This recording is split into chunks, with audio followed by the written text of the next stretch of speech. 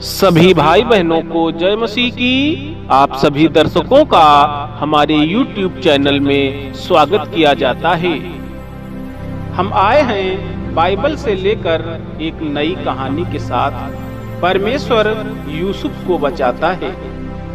परमेश्वर के प्रियों, बाइबल बताती है कि जब याकूब बूढ़ा हो गया तो उसने अपने प्रिय पुत्र यूसुफ को उसके भाइयों की जांच करने के लिए भेजा, जो जानवरों के झुंडों की देखभाल कर रहे थे। यूसुफ के भाइयों ने उससे ईर्ष्या करते थे क्योंकि उनका पिता उससे अधिक प्रेम करता था, और इसलिए भी कि यूसुफ ने स्वप्न देखा था कि वह उनका शासक हो जाएगा।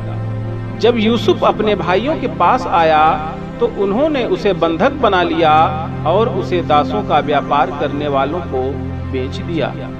घर वापस लौटने से पहले यूसुफ के भाइयों ने यूसुफ के वस्त्र को फाड़कर बकरी के लहू में भिगो दिया।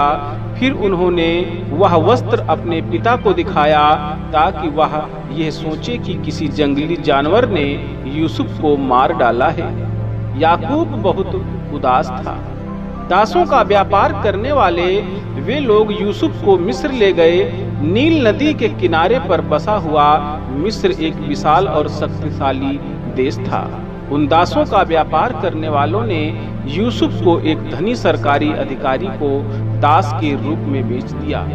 यूसुफ ने अपने स्वामी की अच्छी तरह से सेवा की और परमेश्वर ने यूसुफ को आशीष दी। उसके स्वामी की पत्नी ने यूसुफ के साथ सोने की कोशिश की, परंतु यूसुफ ने इस रीति से परमेश्वर के विरुद्ध पाप करने से इनकार कर दिया। वह क्रोधित हो गई और यूसुफ पर झूठा आरोप लगा दिया, इसलिए उसे गिरफ्तार करके बंदी गृह में भेज दिया गया। यहाँ तक कि बंदी गृह में भी यूसुफ परमेश्वर के प्रति सच्चा रहा और परमेश्वर ने उसे आशीष दी। 2 वर्षों के बाद यूसुफ अभी भी बंदी गृह में था। भले ही वह निर्दोष था, एक रात फिरौन जैसा कि मिस्री लोग अपने राजाओं को पुकारते थे ने 2 स्वप्न देखे जिन्होंने उसे अत्यंत विचलित कर दिया। उसका कोई भी सलाहकार उसे उन स्वप्नों का अर्थ नहीं बता पाया। परमेश्वर ने यूसुफ को स्वप्नों का अर्थ बताने की क्षमता प्रदान की थी, इसलिए फिरौन ने यूसुफ को बंदी गृह से अपने पास बुलाया। यूसुफ ने उसे उन स्वप्नों का अर्थ बताया और कहा, परमेश्वर भरपूरी की फसलों वाले 7 वर्षों के बाद अकाल के 7 वर्ष भेजने वाला है। फिरौन यूसुफ से इतना प्रभावित हुआ कि उसने उसे मिस्र का दूसरा सबसे शक्तिशाली पुरुष नियुक्त कर दिया। यूसुफ ने लोगों से अच्छी फसलों वाले 7 वर्षों के दौरान बड़ी मात्रा में भोजन को जमा करने के लिए कहा। जब 7 वर्षों का अकाल आया तब यूसुफ ने लोगों को वह भोजन बेचा ताकि उनके पास खाने के लिए पर्याप्त हो। वह अकाल केवल मिस्र में ही नहीं परंतु कनान में भी भयंकर था, जहां याकूब और उसका परिवार रहता था। इसलिए याकूब ने अपने सबसे बड़े पुत्रों को भोजन खरीदने के लिए मिस्र को भेजा। जब वे भोजन खरीदने के लिए यूसुफ के सामने खड़े हुए तो उन भाइयों ने यूसुफ को नहीं पहचाना, परंतु यूसुफ ने उनको पहचान लिया।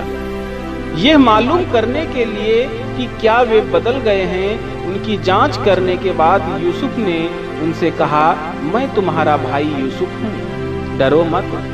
जब तुमने मुझे दास के रूप में बेचा था तो तुमने बुरा करने की ठानी थी, परंतु परमेश्वर ने उस बुराई को भलाई के लिए उपयोग किया।